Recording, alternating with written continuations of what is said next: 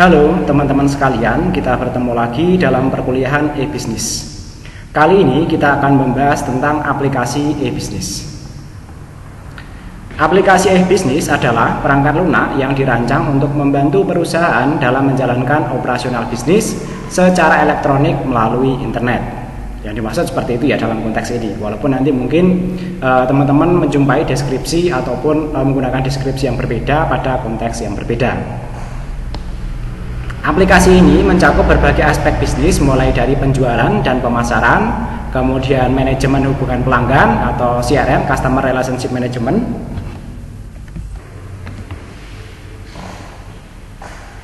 kemudian manajemen hubungan pelanggan tadi sudah ya. Selanjutnya manajemen rantai pasok hingga akuntansi dan keuangan ya. Nah, nanti yang akan kita bahas di sini ada dua macam, yaitu aplikasi e-bisnis yang open source dan aplikasi e-bisnis yang berbayar atau proprietary ya, milik pribadi lah ya. Yang pertama untuk open source software e-bisnis ya, nanti ada e-commerce platform ya. Nah, ini sebenarnya e-commerce itu ya nanti bentuknya semacam toko online gitu ya, atau nanti marketplace ya, tempat penjualan itu nanti yang jual banyak orang ya, dan ada nanti platform yang cukup menyediakan saja ya. Yang pertama nanti ada Magento Open Source, ini yang cukup terkenal ya. Ini adalah platform e-commerce yang kuat dan dapat disesuaikan, tapi nanti ini cukup berat. Jadi nanti kalau teman-teman nyoba skala kecil, ini kurang direkomendasikan. Yang direkomendasikan nanti ada PrestaShop, itu nanti lebih kecil ya. Tapi memang skalanya memang lebih kecil ya. Kemudian ada WooCommerce ya. Ini adalah plugin e-commerce untuk WordPress yang memungkinkan Anda untuk membuat toko online. Kalau ini khusus untuk toko online ya. Tapi kalau Magento nanti bisa juga membuat marketplace ya. Selanjutnya adalah Customer Relationship Management atau CRM. Nah, untuk CRM yang open source yang pertama adalah Suite CRM. Ini adalah CRM open source yang menyediakan banyak fitur untuk mengelola hubungan pelanggan ya. Jadi nanti teman-teman bisa nyoba inilah ya. Sebenarnya ya nanti ada yang satu paket ya, tapi tidak kita bahas dulu di sini ya. Kemudian Oro CRM ya. Untuk Oro CRM ini fleksibel, CRM fleksibel yang dirancang untuk e-commerce ya. Nah, kemudian ERP. Nah, ERP ini pada akhirnya berevolusi ya dengan multifungsi e-bisnis ya. Jadi nanti dalam ERP seperti Odoo itu nanti ada CRM, ada supply chain management ya, kemudian dan macam-macamnya, ada HRM juga ya, HRM ya. Ini adalah ERP yang sangat dikenal ya, open source ya, yang mencakup berbagai modul untuk mengelola berbagai aspek bisnis ya. Nanti teman-teman bisa nyoba ini, memang lebih berat, tapi nanti kalau ahli dalam bidang ini saya kira cakupannya akan sangat luas nanti ya prakteknya ya. Selanjutnya ada ERP Next ya. Jadi sebagai informasi saja, untuk Odoo itu nanti basis bahasa pemrogramannya adalah Python ya. Selanjutnya ada ERP Next ya. Ini adalah solusi ERP open source yang mudah digunakan untuk berbagai jenis bisnis. Nah, ini basis bahasanya adalah PHP ya. Ini itu ya, sebenarnya mirip ya untuk model antarmuka dan alur kerjanya mirip dengan Odoo. Nanti ada lagi, mungkin saya sebutkan satu lagi, yaitu Web ERP, sama-sama nanti menggunakan PHP.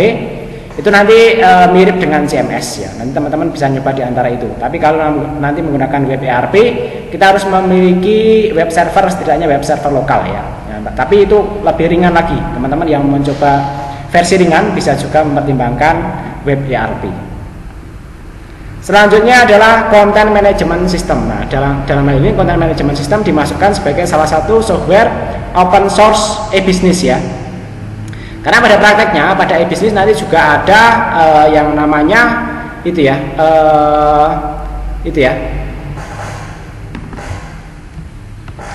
humas ya, hubungan masyarakat ya. Itu nanti informasi-informasi yang memang bisa dipublikasi, nanti bisa dipublikasi menggunakan content management system ini. Nanti ada yang sangat terkenal, ada WordPress ya. Ini adalah CMS paling populer yang open source untuk membuat dan mengelola situs web. Kemudian Joomla, ini adalah CMS open source untuk membangun situs web dan aplikasi online. Selanjutnya ada Drupal ya. Jadi nanti ketiga ini ya memang bersaing ya, tapi saat ini yang paling populer adalah WordPress ya. Tapi popularitas WordPress itu karena kemudahannya, tapi dengan kemudahan itu sehingga nanti customisasinya juga akan lebih terbatas dibandingkan dengan Joomla ataupun Drupal ya. Nah, nanti silakan pertimbangkan mau pilih kemudahannya atau fleksibilitasnya ya. Tapi ini ya cukup fleksibel sih ya. Jadi kalau membuat portal web aja, WordPress ini sudah sangat mumpuni lah ya. Selanjutnya adalah proyek manajemen ya. Proyek manajemen yang open source, nanti ada Redmine. Ini adalah alat manajemen proyek yang open source. Kemudian ada Open Project. Ini adalah software manajemen proyek yang open source dengan fitur kolaborasi. Nanti dalam Open Project bisa melakukan kolaborasi proyek juga ya. Nah, selanjutnya ada email marketing ya. Jadi nanti untuk aplikasi sebenarnya email sendiri ya, tidak hanya yang ada di halaman web ya, tapi juga ada aplikasi, sehingga nanti data-data yang dikirim atau yang kita kirimkan ke orang lain benar-benar disimpan di komputer lokal kita, sehingga tidak selalu tergantung dengan internet ya. Dan dengan seperti itu ya, maka privasi dan itu ya, dan otorisasi nanti lebih terjaga lah ya. Nanti ada Mautic ya, ini alat otomasi pemasaran open source ya, dan juga ada PHP List, ini software email marketing yang open source juga. Jadi nanti pilihan programnya karena berbasis web itu yang PHP juga banyak ya. Nah, selanjutnya kita lihat di sini yang proprietary atau yang berbayar lah ya. Yang pertama ada e-commerce platform untuk proprietary ya, nanti ada Shopify. Nah, Shopify ini apakah ada hubungannya dengan Shopee? Ya, saya sendiri kurang tahu. Teman-teman kalau tahu coba dituliskan di kolom komentar. Platform e-commerce yang mudah digunakan dengan berbagai fitur berbayar Shopify ini. Kemudian ada BigCommerce ya, ini adalah solusi e-commerce berbayar yang menawarkan berbagai alat untuk mengelola toko online ya. Jadi nanti teman-teman bisa juga coba yang BigCommerce. Tapi saya sih lebih menyarankan yang Shopify itu ya. Coba aja karena itu ya, ada keterkaitan dengan Shopee enggak sih ya. Sementara Shopee sendiri kita tahu merupakan salah satu platform jual beli yang popularitasnya saya kira cukup besar lah ya. Selanjutnya untuk software proprietary customer relationship management atau CRM ada Salesforce. Nah, ini adalah CRM berbayar yang populer dengan berbagai fitur canggih ya.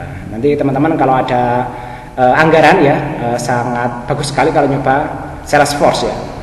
Kemudian ada HubSpot ya. Nah, ini menawarkan versi gratis dengan opsi berbayar untuk fitur tambahan ya. Yang bisa coba ini juga sih ya, HubSpot ya, ada versi gratisnya kalau anggarannya terbatas ya atau tidak ada ya. Nanti bisa coba versi gratisnya. Selanjutnya ERP berbayar ya, yang terkenal yang awal dikenal itu ya, dikenal masyarakat itu adalah SAP ERP ya. Ini berbayar ya, yang digunakan oleh perusahaan besar untuk mengelola operasi bisnis ya. Ya, namanya berbayar, tentu marketing mereka lebih bagus ya, dan dukungan-dukungan lainnya juga bisa lebih bagus, sehingga nanti ini yang banyak dikenal di berbagai perusahaan profesional. Selanjutnya ada Oracle ERP Cloud ya. Ini adalah suite aplikasi ERP berbasis cloud dengan berbagai modul berbayar ya. Jadi untuk ERP Oracle ini juga sangat dikenal ya. Kita tahu sendirilah brand Oracle itu merupakan brand besar ya. Nah, selanjutnya untuk proyek manajemen berbayar ya, ada Asana. Ini adalah alat manajemen berbayar dengan berbagai fitur untuk kolaborasi tim ya. Selanjutnya adalah monday.com. Saya kira teman-teman sering menjumpai iklan ini ya di YouTube, di halaman-halaman web ya. Ini adalah software manajemen kerja berbayar yang fleksibel dan visual ya, berbasis visual, sehingga nanti mudah untuk dioperasionalkan, terutama untuk teman-teman yang mungkin tidak familiar dengan IT ya. Nah, untuk email marketing versi berbayarnya nanti ada MailChimp ya, berlogo monyet ya. Ini menawarkan paket gratis dan berbayar ya untuk kampanye email marketing ya. Kemudian ada Constant Contact ya. Ini adalah platform email marketing berbayar dengan alat otomatisasi dan integrasi ya. Nanti untuk bisa dicoba salah satu, terutama yang ada versi gratisnya ini ya.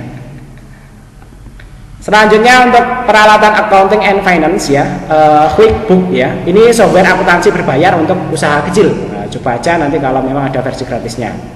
Kemudian ada Xero ya, ini adalah alat akuntansi berbayar cloud dengan berbagai fitur berbayar ya.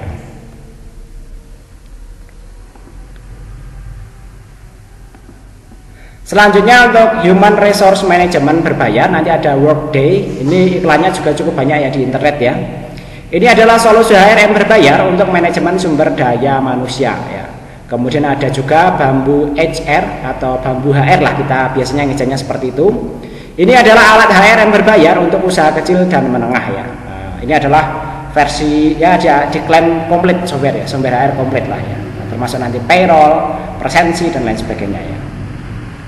Oke, kesimpulannya ya, bahwa kedua kategori software di atas memiliki kelebihan dan kekurangannya masing-masing, open source dan proprietary ya.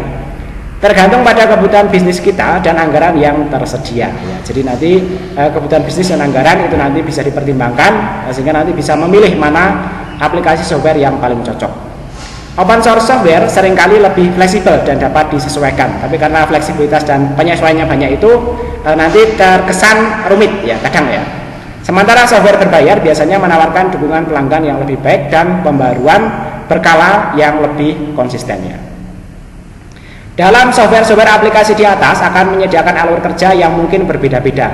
Namun dengan memahami konsep dan spesifikasi yang sudah dipelajari dalam pertemuan-pertemuan sebelumnya, maka untuk memahami alur dan spesifikasi data yang dibutuhkan, software aplikasi tersebut akan lebih mudah. Jadi sebelumnya kita kan sudah banyak membahas konsep-konsepnya ya.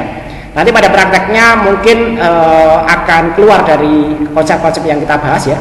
Tapi itu tidak seluruhnya. Jadi konsep-konsep dasarnya selama kita tahu ya, ada HRM, ada CRM, kemudian ada supply chain management ya, kemudian yang lain-lain ya,